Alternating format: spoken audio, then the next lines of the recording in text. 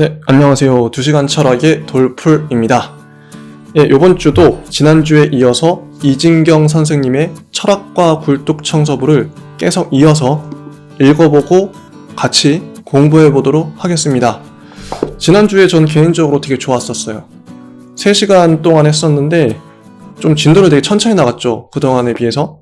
일단 제가 이해를 하고 이해한 걸 바탕으로 여러분들한테 최대한 좀 이해하기 쉽게 설명을 해드리려고 노력했던 것 같아요. 요번 주도 마찬가지로 시간에 구애받지 않고 최대한 이거를 제가 여러분들에게 이해하게끔, 이해가 잘 되시게끔 만들어드리는 게 목표입니다. 저만 이해하면 안 되겠죠? 당연히 방송이라는 게 나 혼자 이해하려고 하는 게 아니라 같이 이해해보자. 이런 취지에서 하는 거니까요. 그래서 어쨌든 노력해볼게요, 최대한. 저도 잘 모르지만 이 책에 근거해서 책이 워낙 잘 쓰여졌기 때문에 노력하면 가능할 것 같습니다. 예. 오늘 할 내용은요, 2부 유명론과 경험주의, 근대 철학의 동요와 위기입니다. 지난주까지 했던 게 데카르트하고 스피노자가 나왔었죠. 혹시 안 들어보신 분들은 지난주 거 한번 잠깐 듣고 와주셔도 괜찮을 것 같습니다.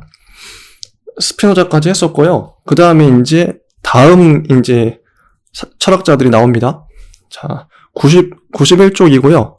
1번, 유명론과 경험주의라는 제목입니다. 일단 경험주의라는 이 철학적 흐름이 나오는데요. 경험주의가 뭐냐면 영국과 미국을 중심으로 그 흐름이 발달됐던 인식 주체의 경험이 지식의 연원이자 진리의 근거라는 사고 방식이에요. 그러니까 경험주의는 경험이 중요한 거예요. 자세한 설명은 뒤에 나옵니다. 일단 넘어가고 주요한 철학자들로는 베이컨, 로크, 버클리, 흉 이렇게 있습니다. 근데 이 중에서 오늘 베이컨은 안 나와요. 왜냐면 러셀이 베이컨에 대해서 이런 말 했대요. 베이컨은 자신이 과학에 대해 그토록 강조했으나 사실은 당시에 가장 중요하고 일반적인 과학적 지식도 갖지 못했다. 그래서 오늘 베이컨은 다루지 않습니다.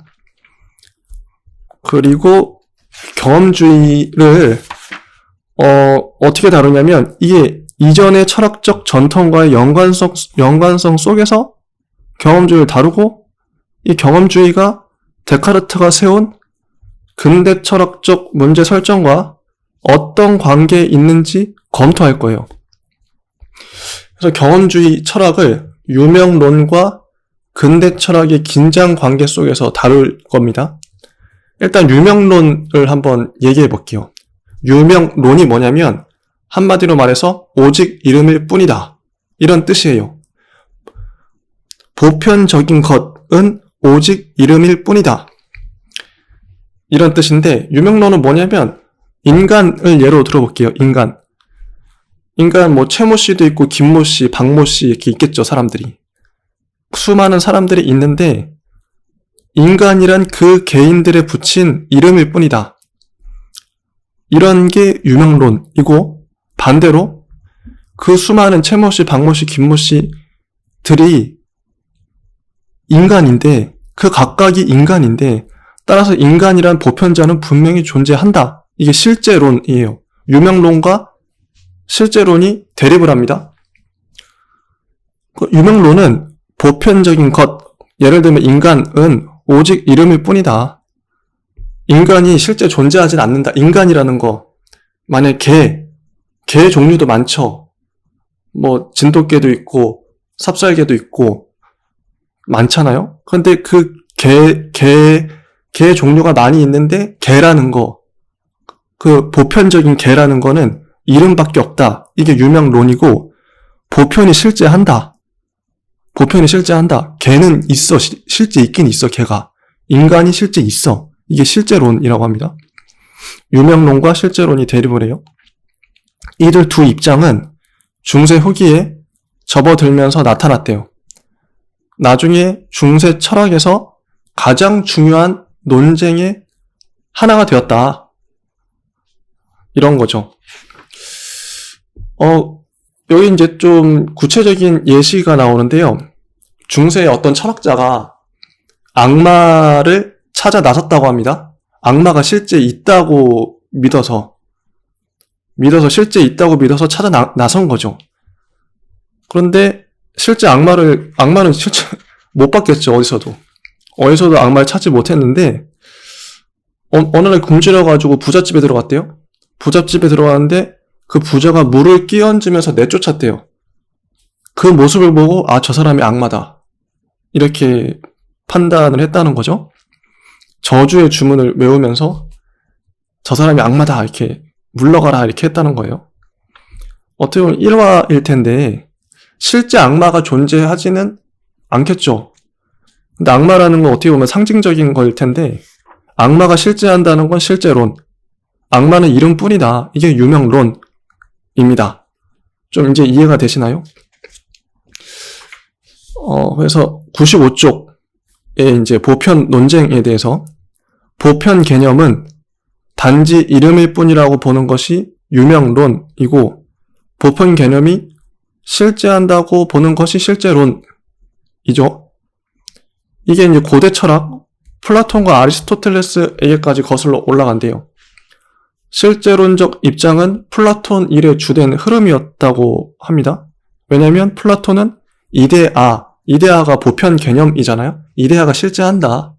이게 항상 주장했잖아요. 그래서 플라톤은 실제론자였던 거죠.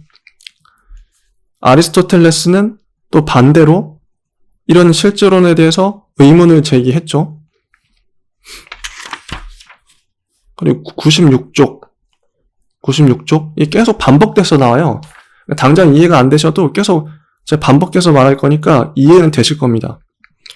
보편자가 더 한층 현실적이라고 보는 입장을 실제론, 개별자만이 현실적이고 보편자란 우리의 지적 능력 속에만 존재하는 명목적인 것이라고 보는 입장을 유명론이라고 합니다. 아우구스티누스의 철학이 신플라톤주의에 입각한 것이었고 이데아 자리에 신의 개념을 대신 갖다 놓았다.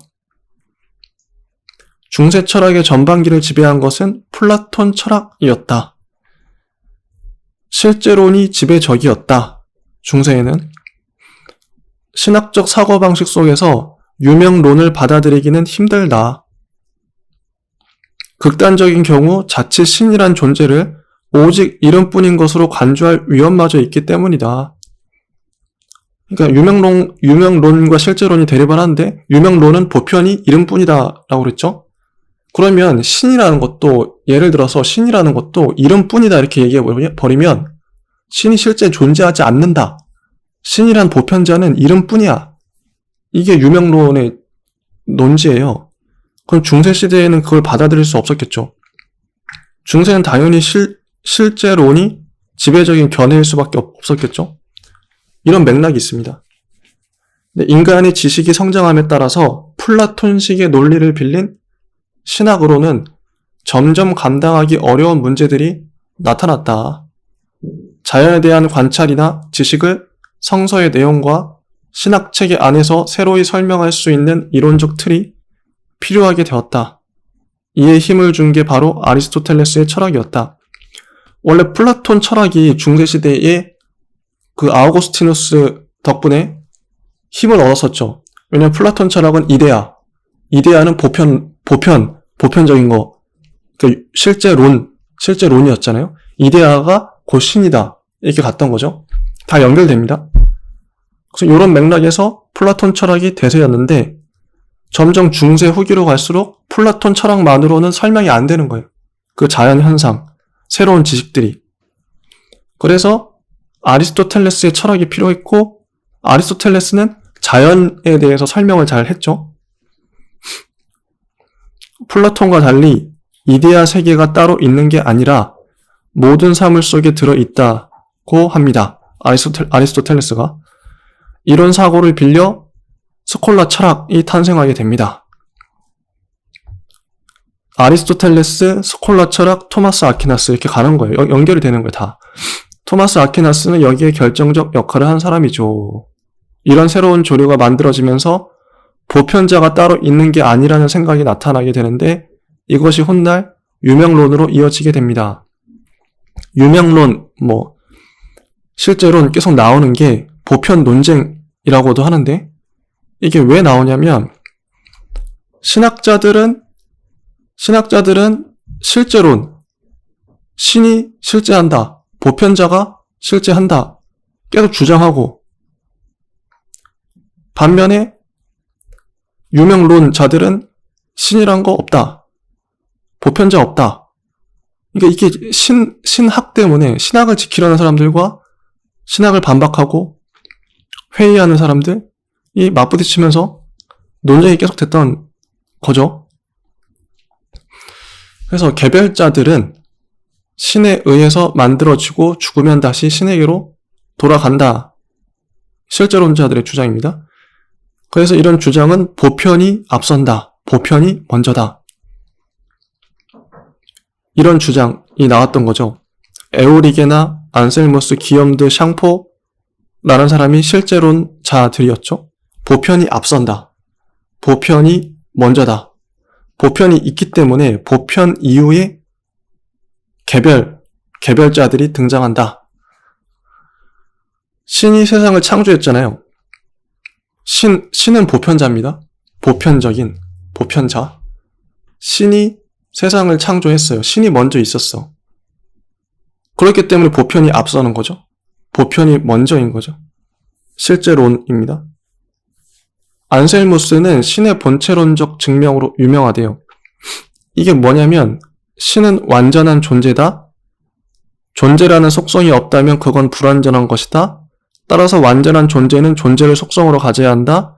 그러므로 완전한 존재인 신은 존재를 속성으로 갖는다. 따라서 신은 존재한다. 이게 이제 본체론적 증명인데 이 논리는 뭐냐면 이 전제는 신은 완전한 존재이기 때문에 완전한 존재는 존재한다는 거예요. 이 중세시대 사람들의 그 인식은 완전한 존재는 무조건 있어야 돼. 요즘 현대인들은 그렇게 생각 안 하잖아요. 완전한 존재가 꼭 존재해야 되나? 우리가 상상 속에서 절대적으로 힘이 세고 시 공간을 초월하고 그런 신을 상상할 수 있잖아요. 근데 상상 속에 있는 이런 신이 우리가 상상할 수 있는 이 신 자체가 완전 완벽하잖아요. 완벽하기 때문에 그건 존재해야 된다, 이런 논리인 거죠.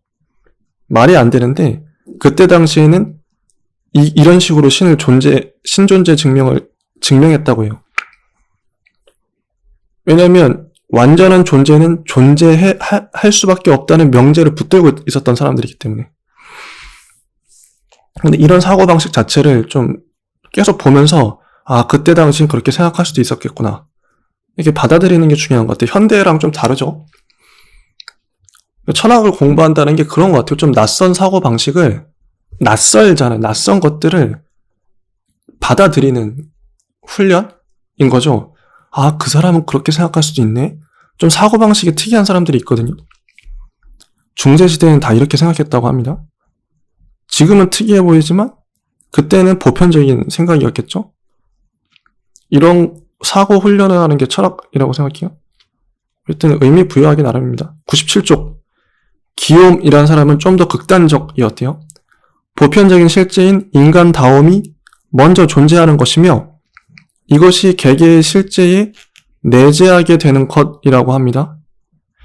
인간다움을 생각하지 않고 신이 어떻게 사람을 창조할 수 있었겠냐는 거죠. 이런 주장입니다. 인간다움이 먼저 있으니까 인간들이 만들어진 거다. 신이 인간다움에 대해 생각을 했으니까 각각의 인간들을 만들 수 있었다. 말이 되는 것 같으네. 이렇게 얘기하니까 말이 되죠. 이게 실제론자들의 주장입니다. 인간 이전에 인간다움이 먼저 있었다는 거예요. 인간의 어떤 프로토타입이 있었다는 거죠. 98쪽. 반대로 유명론자들은 매우 소수의 사람들로 제한되어 있는데 이는 무엇보다 교회 입장에서는 유명론을 허용하기가 곤란했다. 유명론자의 주장은 뭐냐? 보편이 뒤따른다. 보편이 나중이다. 대표적 사람으로는 로스켈리누스와 아벨라르두스라고 합니다. 아까 실제론자들의 주장은 보편이 먼저다. 보편이 우선이다. 라고 했죠. 인간다움이 있어야 그 이후에 인간들이 만들어질 수 있겠죠. 신 입장에서. 그래서 보편이 먼저라는 거예요. 개의 형상이 머릿속에 있어야 개를 만들 수 있을 거 아니에요. 그래서 보편이 먼저다. 그게 실제론자. 그리고 유명론자는 반대. 보편은 나중이다. 이게 뭐냐, 로스켈리누스 같은 경우에는 흰 것도 보편이에요. 흰 것이 있다고 하는 것은 흰 박스나 흰 테이블 같은 개개의 개체가 있는 것이지, 흰 박스나 흰 테이블 등과는 별도로 흰 것이 따로 존재하는 게 아니다. 이런 주장이 유명론입니다. 이런 견해를 근데 끝까지 밀어붙여서 신과 삼위 일체까지 적용해요. 로스켈리누스는 뭐라 그러냐면, 신이란 개별적으로 존재하는 세 가지 신적 존재, 성부, 성자, 성신의 결합인데, 사실은 이 세 가지 신적 존재의 공통된 특징에 이름을 붙인 게 신이다. 이런 거죠. 신이란 이름에 불과하다. 신이란 이름일 뿐이고 실상은 성부와 성자와 성신이란 세 명의 신이 있는 것이다. 보편은 없다. 보편은 나중이다. 이게 유명론입니다. 이런 얘기를 중세에 했으니 난리가 났겠죠. 교황청이 가만히 있었을까요? 감금되고 쫓겨나고 도망다니고 난리 났다고 합니다. 그 후에 유명론은 오랫동안 대두되지 못했대요. 그리고 아벨라르두스가 등장합니다. 등장하고 아벨라르두스가 하는 말은 기욤의 말처럼 인간다움이 실제 하는 건 아니지만 그렇다고 로스켈리누스처럼 인간다움이란 없다는 주장도 지나친 것이라고 해요. 만약 그렇다면 여기 있는 모든 사람을 지칭하면서 쓰는 인간다움이란 말에 무슨 의미가 있겠냐는 거죠. 그래서 이 아벨라르두스는 종합을 합니다. 종합을. 그래서 어떤 말 하냐면 보편은 개별 속에 존재한다. 아까 실제로는 보편이 먼저다. 유명론은 보편이 나중이다. 이걸 종합한 아벨라르두스는 보편은 개별 속에 존재한다. 이 말의 뜻은 보편자는 어떤 구체적인 사물이 아니라 개념일 뿐이며 사람, 개, 나무, 동물, 식물 이런 보편자는 구체적 사물이 아니라 개념일 뿐이며 개별적인 사물이 갖는 특이한 요인을 생략해서 만들어지는 것이다. 보편은 어떤 사물이 아니라 생략과 추상에 의해 성립된 개념이다. 그래서 이 사람은 유명론자라고 합니다. 그리고 99쪽.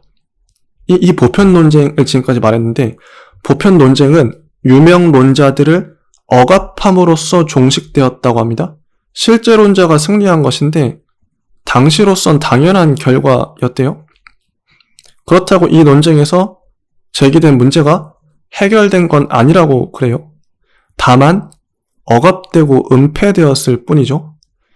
중요한 것은 논쟁이나 문제가 억압한다고 없어지진 않는다는 거죠. 논쟁은 뒤에 가서 끊임없이 나타납니다. 101쪽. 유명론과 관련해서 토마스 아퀴나스의 주장은 중용적 실제론이라고 불린대요. 실제론. 이제 좀 감이 오시죠? 계속 반복하다 보니까. 역시 공부는 반복이 최고입니다. 이게 막상 안 하다가도 계속 똑같은 말 반복하면 어쨌든 들어오게 돼 있어. 한번 계속 반복해 볼게요. 오컴은 유명론의 입장을 명확하게 했지요. 토마스 아퀴나스는 당시 아리스토텔레스 저작에 대한 번역 및 주석의 대가였던 알베르투스 마거누스의 제자라고 합니다. 이 알베르투스 마거누스는 신학을 아리스토텔레스 철학의 체계에 입각해서 재구성하려는 시도를 했는데 사실은 아퀴나스가 이 스승보다 훨씬 탁월했다고 해요. 청출어람이었죠. 스승은 아퀴나스를 보고 교회의 빛이라고 존중해줄 정도였다고 합니다. 그래서 토마스 아퀴나스 중세 후기, 중세 초기는 그 위대한 철학자가 2명 있는데 중세 초기에 어거스틴이라고도 하죠. 아우구스티누스는 플라톤 철학을 이어받아서, 근데 중세 후기는 토마스 아퀴나스는 아리스토텔레스의 철학을 이어받았죠. 이런 식으로 정리하시면 될 것 같습니다. 저도 반복하다 보니까 외웠어요. 자연스럽게. 그래서 아퀴나스는 스콜라 철학이라고 하는데, 스콜라 철학에서 가장 중요한 주제는 현실과 자연 속에서 신의 존재를 증명하는 거였어요. 현실과 자연이 중요합니다. 여기서 신 존재를 증명해내야 돼요. 그때 당시에 사회적 요구가 그런 거였대요. 아퀴나스는 이런 문제의식을 갖고 아까 이야기했던 안셀무스의 본체론적 증명 기억하시죠? 본체론적 증명, 완전한 존재는 있다? 그래서 신은 있다. 이런 본체론적 증명입니다. 개념적인 상태의 증명일 뿐 신을 실제적이고 자연적인 상태에서 증명한 게 아니다. 그래서 본체론적 증명은 좀 오류가 있다. 부족하다 이런 거죠. 아퀴나스는 5가지 방법으로 신의 존재를 증명했어요. 그중 가장 대표적인 것이 아리스토텔레스가 말하는 부동의 동자. 부동의 동자는 움직이지 않는 운동자라는 뜻인데요. 이게 뭐냐면 운동하고 존재하는 사물들, 개체들은 누군가에 의해 태어나고 만들어진 것이다. 그것을 만들어낸 것 역시 또 다른 것에 의해 만들어진 것이다. 그거 한번 생각해 보세요. 내가 부모에게 태어났고 부모는 또 부모가 낳고 부모는 또 부모가 낳고 계속 거슬러 올라가면 아담이 나오고 아담 위엔 결국 신이 나오죠. 그걸 생각해 보시면 됩니다. 운동하고 존재하는 사물들, 개체들은 누군가에 의해 태어나고 만들어졌다. 그것을 만들어낸 것 역시 또 다른 것에 의해 만들어졌다. 이런 식으로 거슬러 올라가다 보면 다른 것을 만들어낸 원인이지만, 이거 신이겠죠. 원인이지만 스스로는 다른 것에 의해 만들어지지 않은 것이 있어야 한다. 스스로는 움직이지 않지만 다른 것을 움직이게 하는 이 최초의 원인이 바로 신이다. 부동의 동자라는 신존재 증명입니다. 아리스토텔레스의 이론을 받은 토마스 아퀴나스가 주장한 거죠. 103쪽. 결국 부동의 동자란 창조주란 말이죠. 이 창조주가 내린 은총의 빛, 신의 빛이 인간의 이성을 완성한다고 말하며 이성적 진리와 종교적 진리는 신으로 기착되기 때문에 동일하다고 해요. 그렇다면 이성이 인식할 수 있는 신의 진리가 중요해지고 이 신의 진리를 이성이 인식할 수 있게 하는 것이 철학자들의 과업이 됩니다. 믿기 위해선 이해하라 라는 슬로건이 나오죠. 믿기 위해선 이해해라.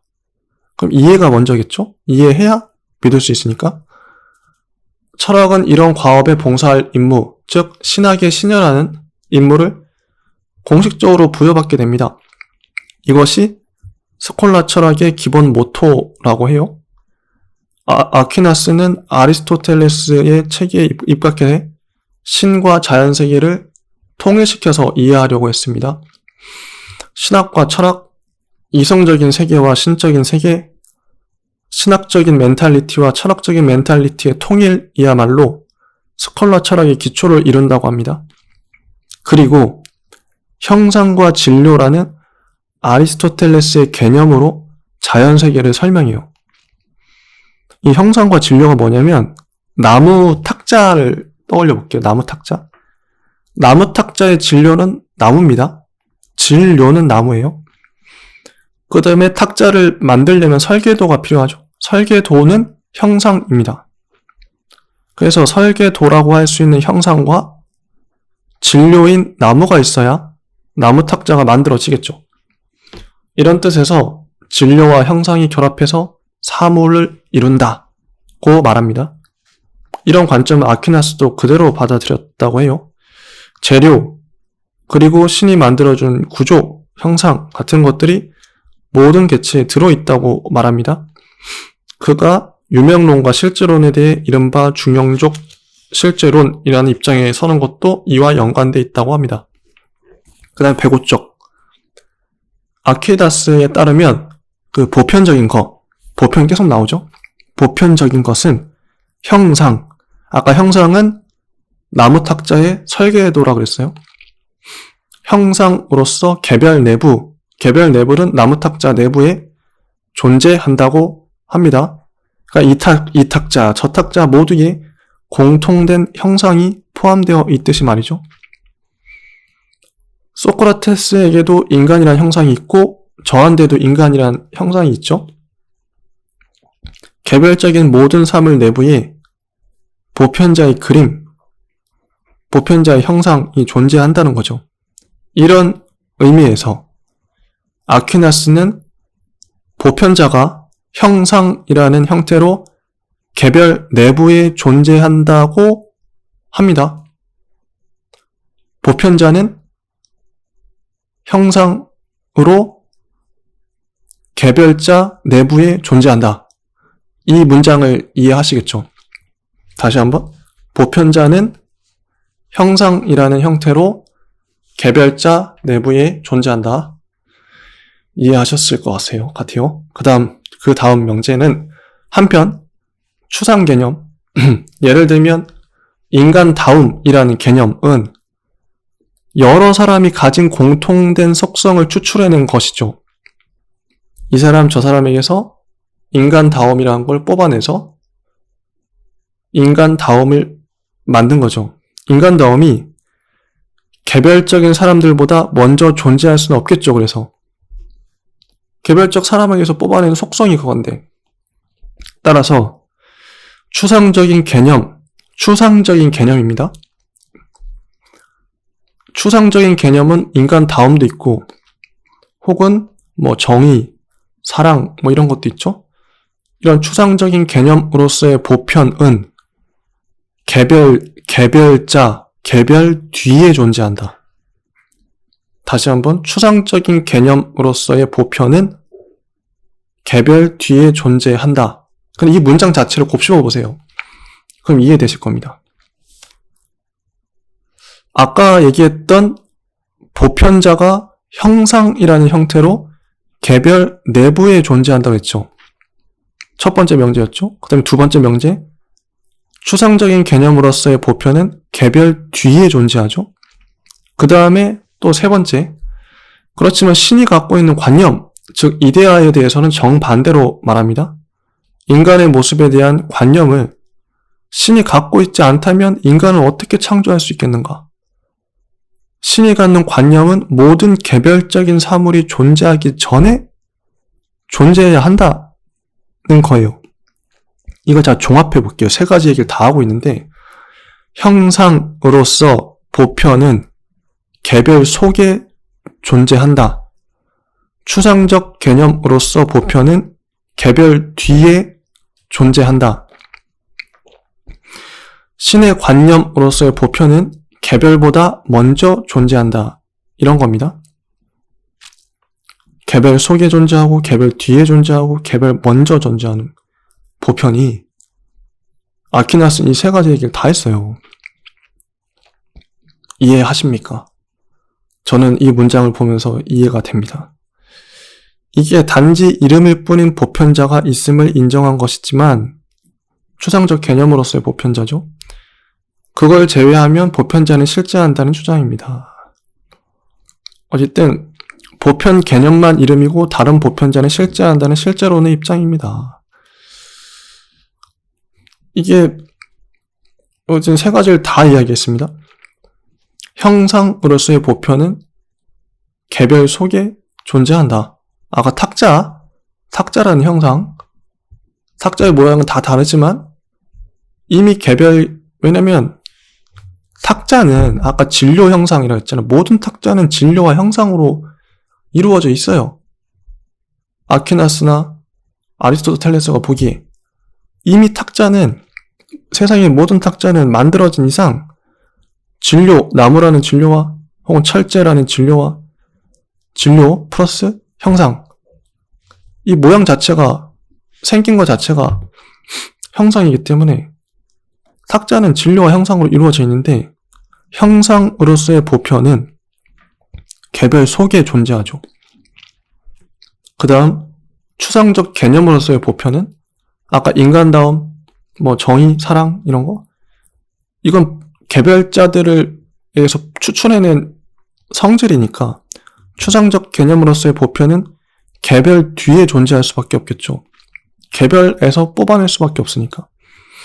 그리고 마지막 신의 관념으로서의 보편은 신이 세상을 창조하려면 신의 관념에 개별자보다 먼저 보편이 들어있어야겠죠.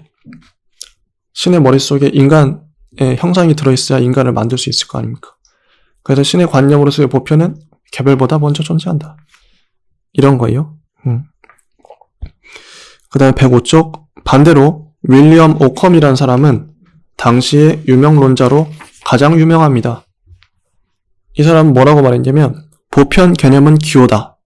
이 기호에 상응하는 실제는 없다. 사물에 앞서가는 보편자는 신의 정신 속에도 없다. 아퀴나스랑 다르죠. 실제론의 입장이 아니라 유명론의 입장이죠.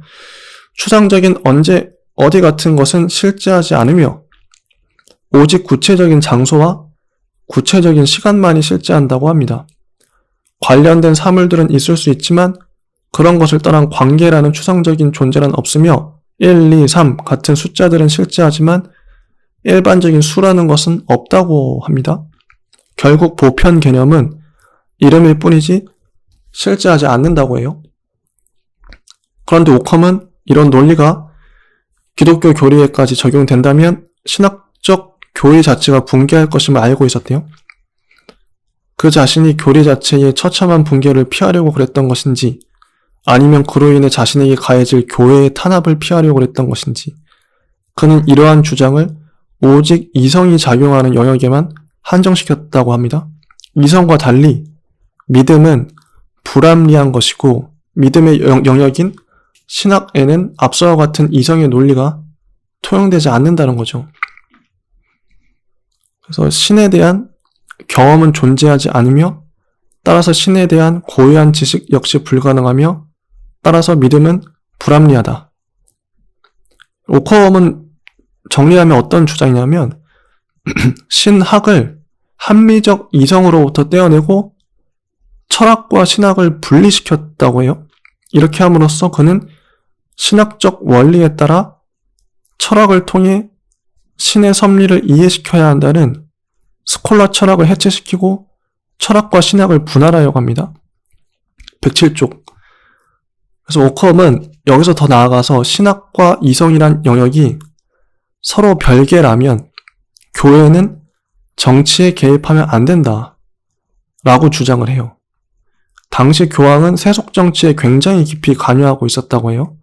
오컴은 이런 것까지 비판합니다. 그 때문에 오컴은 교황에게 잡혀 투옥되었으나 탈출해서 당시 교황과 다투고 있던 바이에른주의 루드비히 왕 밑에서 은신했다고 해요. 오컴이 이 왕에게 당신이 칼로서 나를 지켜주면 나는 펜으로서 당신을 지켜주겠다. 이런 말을 남겼다고 하죠. 하여튼 오컴 덕분에 신학과 철학은 분리됐습니다. 철학은 이성적인 거고 합리적인 거고 신학은 불합리하다. 이성의 영역이 있는 게 아니다. 이때부터 이제 신학이 오늘날과 같은 취급을 받는 거죠. 지금 이제 기독교 기독교는 믿음의 영역이잖아요. 그걸 뭐 누가 합리적인 영역으로 보지는 않잖아요. 믿음의 영역이지, 믿음. 내가 믿는 거지, 그냥. 그걸 뭐 이성으로 뭐 과학적으로 증명하겠다. 이건 웃기잖아요. 종교는 믿음이니까. 근데 이 중세 후기에 이르러서야 이렇게 됐다는 거죠. 유명론 실제론이 논쟁하면서 이제서야 어떻게 보면 제가 봤을 때는 유명론과 실제론의 논쟁 덕분에 원래는 신학과 철학과 과학이 원래는 짬뽕 돼가지고 신학이 그 모든 학문을 다스리고 철학과 과학이 신학의 신여였잖아요. 중세까지만 해도. 신학이 모든 걸 다스렸는데 종교인이 대빵이었죠. 그런 시대에서 이제야 이제 중세 후기에 와서야 근대에 들어서면서 신학이 이제 좀 구석으로, 야, 신학은 정치에도 관여하지 말고 너네들은 비이성적이고 불합리한 영역이니까 믿음이니까 너희 믿음 생활이나 잘해, 이렇게 가버린 거죠. 정치에 개입하고 신학이 그랬었는데 교황이 어쨌든 그랬습니다. 이런 역사가 있고요. 유명론, 실제론의 논쟁이 헛된 건 아니었다. 원래는 이제 실제론만 있던 세상에서 유명론이라는 게 등장을 하면서 실제론을 건드린 거죠. 보편이라는 게, 신이라는 게 과연 보편자가 존재하냐? 그건 이름뿐이지 않냐? 이게 건드린 거죠, 이거를. 어떤 실제론이 먼저 있었고, 유명론이 그걸 좀 균열을 일으켰고, 유명론자들 덕분에 신학이 세속세계에서 이제 밀려났다. 지금처럼, 현대처럼 이 구도를 갖게 되었다. 이렇게 정리를 할 수 있을 것 같아요. 근데 107쪽.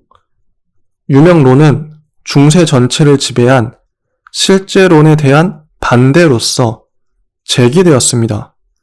그것은 이데아와 유사한 보편자가 세계를 만들어내고 움직인다는 사고에 대한 반대입니다. 한마디로 말하면 이데아와 같은 관념으로 세계를 설명하려는 관념론에 대한 비판으로 기능하고 있었던 것입니다. 이러한 반대는 주로 개별적인 사물이나 현실에 대한 지식을 강조하는 방식으로 제시되었습니다. 예컨대 하늘에 떠다니는 이데아나 관념에다가 사물을 꿰어 맞추는 게 아니라 땅 위에 있는 저토록 다양한 사물들을 올바로 관찰하고 그것들의 움직임을 정확하게 인식함으로써 올바른 지식은 만들어지리라는 것이죠. 따라서 유명론자들이 개별적인 사실에 대해 정확하게 관찰하고 경험하는 걸 강조하는 것은 어쩌면 당연해 보입니다. 그죠? 경험적 연구나 관찰과 무관하게 이미 알려진 사실들을 신학적 원리에 따라 해석하고 꿰어 맞추는 스콜라 철학과는 반대로 개별 사실들을 강조하고 그것이 원리에서 벗어난다면 벗어나는 대로 있는 그대로 인식하자는 견해가 생겨 나오는 것이 바로 이 유명론적 전통 속에서입니다. 이런 의미에서 유명론이 어떤 관념이나 보편 원리로서 전체를 다 설명하려는 경향에 대해 해체적이고 비판적인 효과를 갖는다는 건 분명합니다.